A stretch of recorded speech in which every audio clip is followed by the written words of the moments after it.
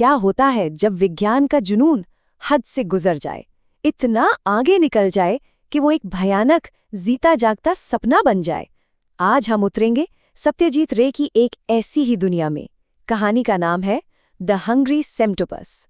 कभी सोचा है कि क्या हो अगर अतीत का कोई भूला बिसरा किस्सा अचानक आपके दरवाजे पर दस्तक दे, और वो दस्तक अपने साथ सिर्फ एक जाना पहचाना चेहरा नहीं बल्कि एक गहरा अनकहा राज लेकर आए। चलिए आज दरवाजा खोलकर देखते हैं कि पीछे कौन है। तो कहानी का जो मेन कैरेक्टर है वो एक लेखक है, अपनी ही दुनिया में मगन, जिसे खामोशी और अकेलापन पसंद है।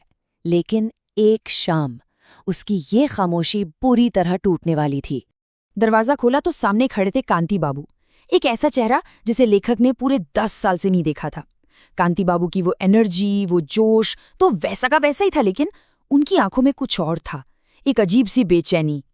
और फिर कांति बाबू ने कुछ ऐसा कहा जिसने उस शांत शाम की खामोशी को चीर कर रख दिया। सोचिए, 10 साल बाद कोई पुराना दोस्त मिलता है और कहता है, मुझे एक एहसान चाहिए, कल मेरे घर आना अपनी बंदूक लेकर। बंदूक? आखिर ऐसी क्या जरूरत आन पड़ी थी?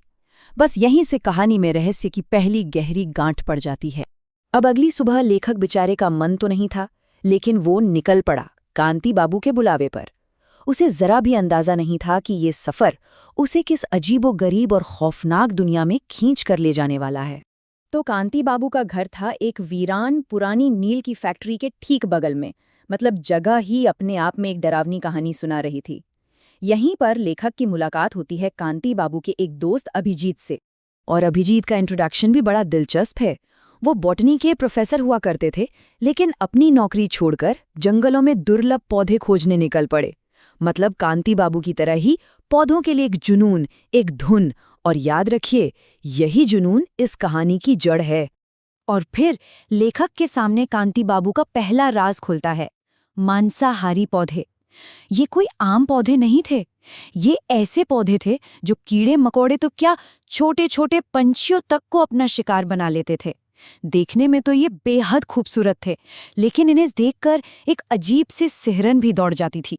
मतलब सीधे सीधे कहें तो ये पौधे मांस खाते हैं। वीनस फ्लाईट्रैप का नाम तो सुना ही होगा, लेकिन ये तो बस शुरुआत थी, एक छोटी सी झलक। असली खौफ तो अभी एक बंद दरवाजे के पीछे कैद था। और यहीं से कहानी एक बहुत ही गहरा, बहुत ही खौफनाक मोड़ लेती है। अब तक जो चीज़ एक अजीब सा शौक लग रही थी, वो अब एक जानलेवा हकीकत में बदलने वाली थी। सवाल ये था कि आखिर उस बंद कमरे में ऐसा क्या था, ऐसा क्या राज था जिसके लिए कांति बाबू को बंदूक की जरूरत पड़ी। ऐसी कौन सी चीज थी जो उनके अपने काबू से बाहर हो चुकी थी। तो कांति बाबू लेखक को फैक्ट्री के पीछे उस बंद कमरे के पास ले जाते हैं।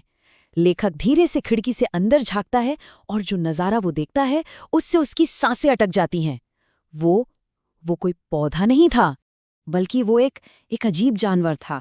पौधा और जानवर का एक ऐसा भयानक मेल जिसे शायद कुदरत ने कभी बनाना ही नहीं चाहा होगा। अंधेरे में से जो चीज उभरी उसे देखकर रोंगटे खड़े हो गए।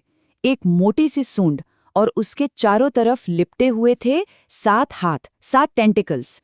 लेखक ने पहली बार उस शैतान को अपनी आंखों से देखा था। और कांति बाबू वो तो बड़े फक्र से उसके बारे में बता रहे थे कि कैसे वो इसे निकारागुआ के जंगलों से लाए हैं, जहां के लोग इसे शैतान का पेड़ कहते हैं। कि ये सिर्फ शिकार नहीं करता, बल्कि सोचता है, समझता है।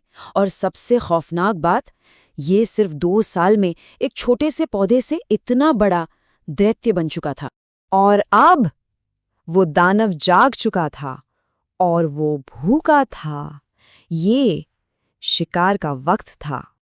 अचानक हवा में क्लोरोफॉर्म जैसी एक तेज नशीली सी गंध फैलने लगी।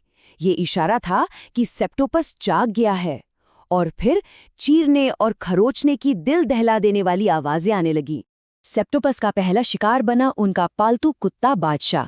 लेकिन इससे पहले कि कोई कुछ समझ पाता या कर पाता, उसके 3 टेंटिकल्स ने कुत्ते को छोड़कर सीधा अभिजीत की गर्दन पर हमला कर दिया। वो नज़ारा, वो खौफ भाषा में बयान नहीं किया जा सकता। और फिर हवा में अभिजीत की दहशत भरी चीख गूंजी। वो अपनी जिंदगी और मौत की लड़ाई लड़ रहा था, और उसे बचाने का सिर्फ और सिर्फ एक ही रास्ता बचा था। लेखक ने गोली चला दी। एक जोरदार धमाका हुआ, और उस अजीब से जीव के जिस्म से इंसानों जैसा गाढ़ा लाल खून एक फव्वारे की तरह बह निकला। उसके टेंटैकल्स एकदम ढीले पड़ गए। अभिजीत की गर्दन आजाद हो गई। लड़ाई खत्म हो चुकी थी। वो दानव तो मर गया था, लेकिन उसका खौफ, उसका डर उन तीनों के दिमाग में हमेशा के लिए जिंदा रह गया। एक ऐसा बड़ा सपना जो अब कभी खत्म नहीं होने वाला था। उस एक भयानक हादसे ने तीनों की जिंदगी को हमेशा के लिए बदल दिया। अभिजीत की टूटी पसलियां तो 2 महीने में जुड़ गईं, पर उसके जहन पर जो घाव लगा था वो शायद कभी नहीं भरने वाला था। और हमारा लेखक 4 महीने बीत गए, पर वो एक शब्द तक नहीं लिख पाया। वो यादें, वो खौफ उसे हर रात सोने नहीं देता था। ये शब्द ये लेखक के थे। जब महीनों बाद अभिजीत ने उसे अपने बगीचे से कुछ पौधे देने की पेशकश की, बस इस एक लाइन से अंदाजा लगाया जा सकता है कि वो डर उसकी रूह में कितनी गहराई तक समा चुका था। और कहानी का अंत बड़ा ही अनोखा है। लेखक की बात को जैसे कैलेंडर पर बैठी एक छिपकली ने भी अपना समर्थन दिया हो, टिक टिक टिक करके, जैसे जैसे वो भी कह रही हों कि कुदरत के कुछ राज राज ही रहें तो बेहतर है, उन्हें छेड़ना अच्छा नहीं होता।